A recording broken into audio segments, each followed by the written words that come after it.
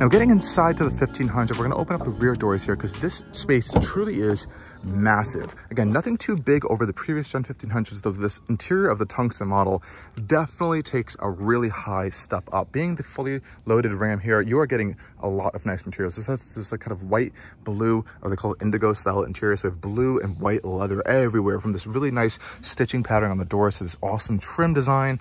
And we have a Klipsch audio system in here, a reference style audio system, and there's speakers literally mounted throughout this entire cabin. I also have a nice amount of storage over here, plenty of storage spaces, and there's even more storage throughout this entire cabin. We have these unique Tungsten style floor mats here with the Tungsten badge and of course Ram badge. You have this nice kind of contrasting copper brown piping around it, and open up this little cover here, we unlock some underfloor storage over here, which is a nice little touch if you want to put some things in here. We even have a little ruler on here as a nice little Easter egg.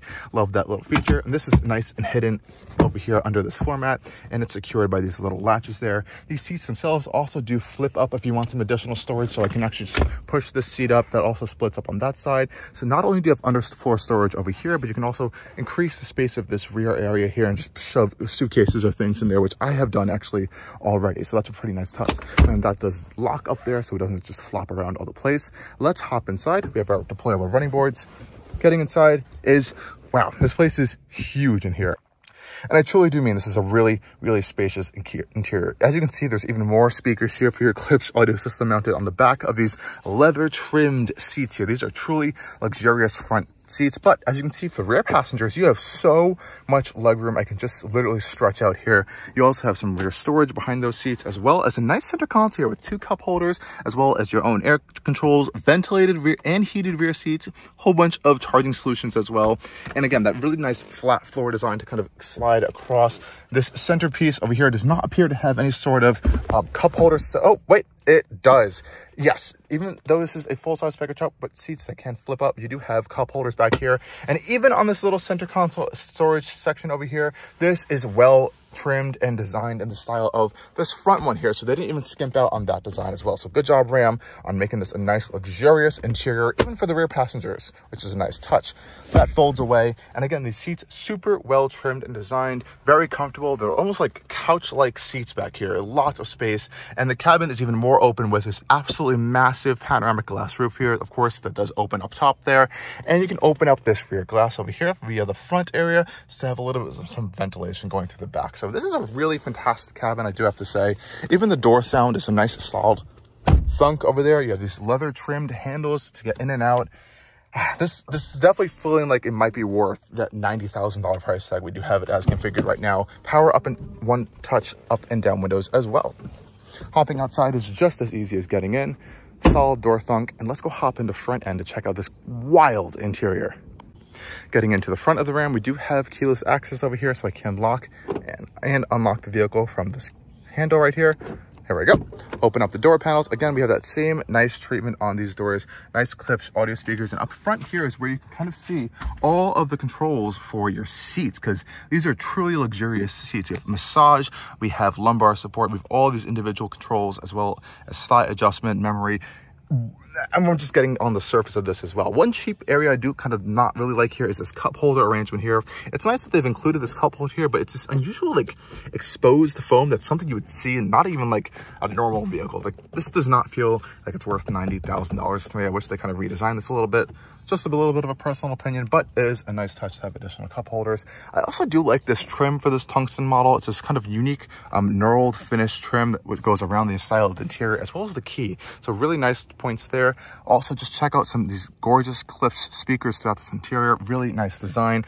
And then we get to the seats up here, and oh, they are so comfortable. They have the Tungsten logo embossed right up there. Lots of padding and adjustments you can even just see on the seats. And they're even well designed too, with this kind of indigo finish wrapped around. One point is up here is this upper portion is not very tightly secured, so we can kind of wiggle around. I've actually noticed the passenger one rattling on the highway sometimes, which is one thing to note. But other than that, this is a gorgeous interior. Let's go hop inside and check it out. Getting inside, again, nice solid door thunk. And this is a truly wild interior from Ram, and just a pickup truck in general. We have an absolutely massive 14.5-inch screen over here, not even including this 10.3-inch passenger display, which can turn on and off as well. You cannot see it as a driver, so you can see it's on. Turn over here, there's a coating here that will not allow you to see that, so that's a really cool touch. One thing I will note is that the design of this button is a little bit quirky. You can kind of see the light flashing in your eye if you're sitting in the passenger seat. That's just one thing I've noted sitting as a passenger, but otherwise it's really nicely well integrated, I think, into the dash. And when it's off, it really blends in nice and well. Starting up the truck is super easy. Put your foot on the brake. It just pops to life really quickly and easily, and you have a nice tungsten unique graphic on there. You also are getting a tungsten graphic up there, which kind of stays there at all times. And now you can kind of see all the controls up here for your panoramic glass roof, which is, again, absolutely massive. I love all the controls you have there, as well as those controls for that rear window, which can open and close by the touch of this button pretty easily. So that's just nice if you want to have some more visibility back there. Up here on the dash as well, check out this really nice trim that kind of carries throughout this interior. Build quality is also quite good in here. We have a little bit of a 12-volt outlet and that gorgeous Klipsch speaker up here, which I think is a really nice design. It even illuminates at night. So again, they've done a really cool design of this cohesiveness throughout the interior that I think is working quite well. Steering wheel, again, is wrapped in that indigo style leather. We have that new 3-dimensional Ram logo, more of that nice trim, and all of these button controls on here, which may look a little overwhelming at first, but they are pretty simple to use. We have our drive mode selector right here. We have a whole bunch of different drive modes to cycle through. Sport, for example, which turns off traction control, and you get a little animations for each one as well. So that's a nice touch. We'll pop it back into auto for now. And the steering wheel itself is a very nice design.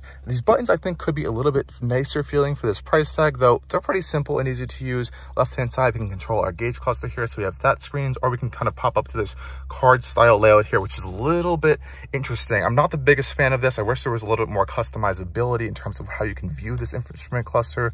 You can also kind of cycle through those cards by going up and down, and it will pop up all of these different individual displays, or you can cycle back to this main card display. And each of these are also configurable.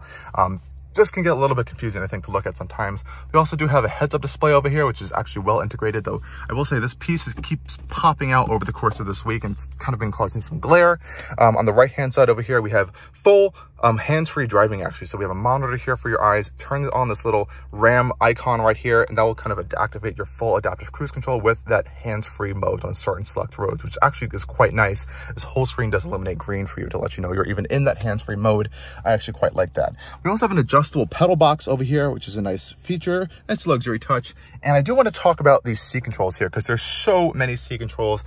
You actually go through this infotainment screen, go to comfort area over here, and it'll eventually get there. I have to say there's been some lag with the screen over the week. You can get to your seat controls, so you can see all of the different lumbar controls you have in this infotainment system, just to control each the driver and passenger seat. And it has all of the massaging controls as well. So there's a lot of massage climate and comfort controls for your seats in this vehicle. Heated, cooled seats on all 4 corners, which is really, really cool. We also do have this shifter control here, which thankfully they've kind of differentiated versus the volume knob. I think Stellantis has had that issue in the past, but really nice design. It feels like metal. It has a cool application to it, so when you're in park and your foot's not on the brake, it kind of just rotates back to place. Has this nice resistance to it. Popping it in reverse is pretty easy. When you put your foot on the brake, you get this camera system that pops up over here, and it is a very clear camera system. I don't like how it's only on top view, but you have so many views in this vehicle. You even connect it to auxiliary cameras. You can have favorite cameras. You can go for the curve view here. It's pretty endless. So lots of visibility around this vehicle, which I do quite like. You have neutral and drive as well. Pretty easy to use this controller here. No complaints there. We also have a very simple way to change for our transfer case from 2-wheel drive high, 4 high, 4 auto, 4 low. I love that it has a 4 auto mode. Nice luxury truck feature there. Some trucks and SUVs with these transfer case systems still actually don't even offer this, I've noticed, in 2024. But nonetheless, we have it here. And then we have this gorgeous new display up here. And this thing is massive. It's so big, it even like sticks out over the dash just a little bit. And while it is quite gorgeous, I have found it a little bit confusing and clunky to use. And I don't mean this in a bad way. I would love for them to improve this going forward, but there's just been so many lags and glitches here. Like sometimes I go to a menu and it just doesn't load sometimes. It may take some time to even get to different menus as well. Like the comfort menu, I found the massage frequently has kind of had some issues with over the course of this week, where I've had to like turn the vehicle on and off. This is a brand new truck, so I'm not going to really hamper on it. I know there's going to be software updates and better versions rolling out immediately, but I'm just speaking on my experience over the course of this week. Really nice display. It's pretty easy to use. Apple CarPlay is just absolutely massive. And even if you use the inbuilt kind of navigation systems, the mapping is just huge. You really never feel like you can't see anything on this display. And we have a nice amount of physical buttons along the display for our climate controls, physical volume and tuning knobs. You can even just turn the screen off super easily by pressing this button. But there are some critical controls in here. Since this has the trailer and tow package, we do get a trailer brake controller here, a trailer steering controller, and you can quickly access your front and rear parking sensors and quickly raise and lower your air suspension, all from this touchscreen panel here. So, you know, if something ever goes wrong with this, you may have some problems controlling some of these features. So that's one thing to keep in mind.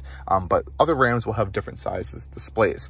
Now, the storage area here on the center console is, oh, it's just truly insane. Not only is this center console area here really nice with this tungsten logo here, we have the VIN number even etched onto it. It just opens up to this vast, enormous, cavernous space over here. I literally can fit my laptop in here, which is like a 15-inch laptop. Fun little Easter eggs we've seen before previously on Rams. We have some more Easter eggs down here in this kind of cargo divider showing a whole bunch of Rams of the past, which is a cool touch. And I have some storage, just some stuff stored down here. But this entire center console over here then moves. We have that cool, nice trim here exclusive to the Tungsten models. Move this all the way back, then you unlock even more storage over here. And this is actually completely hollow underneath, which is how I was able to fit my laptop in here. And it's actually a very well-built control over here. It feels very solid with nice felt-lined box over here, as well as 2 cup holders. Incredible amounts of storage here, really impressive. And I also want to talk about this Ram charger over here. Now, we know the Ram charger 1500 is coming soon with its plug-in hybrid model, but they're calling this dual wireless charger the Ram charger, which is literally, says it right here. I know it might be a little bit hard to see, but pretty cool. 2 wireless chargers, really nice touch, and they both work well. They have these grips in here so your phones don't slide around. And you can just see how many charging controls you actually have down here, as well as this HDMI switch, which you are able to kind of connect to this passenger display to access some features in there. This passenger display can also connect to Bluetooth as well, so pretty cool connectivity in there. This infotainment system, like I said, you know, it's generally quite good. It's the latest Uconnect system. You have a lot of app drawer style display here. It's very much like the new iDrive style system they're doing in terms of app layout and orientation. You can favorite them. Just sometimes it's just a little bit clunky to kind of get through, especially when you're going through the settings. You definitely takes time to get used to if you're not familiar with the Uconnect family of softwares. Otherwise, I think it's going to be okay long term. This is a really nice design stuff here. I think this Klipsch reference audio system, we do have a Klipsch screen that pops up here, so when you are using audio, kind of displays this waveform here, though there isn't too much in terms of audio adjustment actually, which I do quite like in these more higher end audio systems. I think more options is a nicer luxury feature than less options. We even have more storage over here in this glove box area, and some more storage on these little side cubbies over here. So storage, like I said, is endless, as well as this camera as a mirror option is a wonderful feature, especially when you're kind of maybe you have a trailer or something back there, or something that could be blocking your view. This could be a nice touch to have, but you also have that regular manual mirror option, as they all do as well. Overall, I have to say, really nice interior space. The air suspension makes this thing so cushy to just drive around and cruise around on. The technology, you know, it's good. It's very similar to what I found in last year's Grand Cherokee. So it's a lot of the same kind of comments and complaints as I had on those here, but you know, it's been improving, I think, overall. Apple CarPlay, for example, have had 0 issues connecting with, which I think is a fantastic thing. I've noticed some things on the screen in some occasions can be just a little bit laggy and glitchy. Other than that, pretty solid. And let's go take this thing on a drive.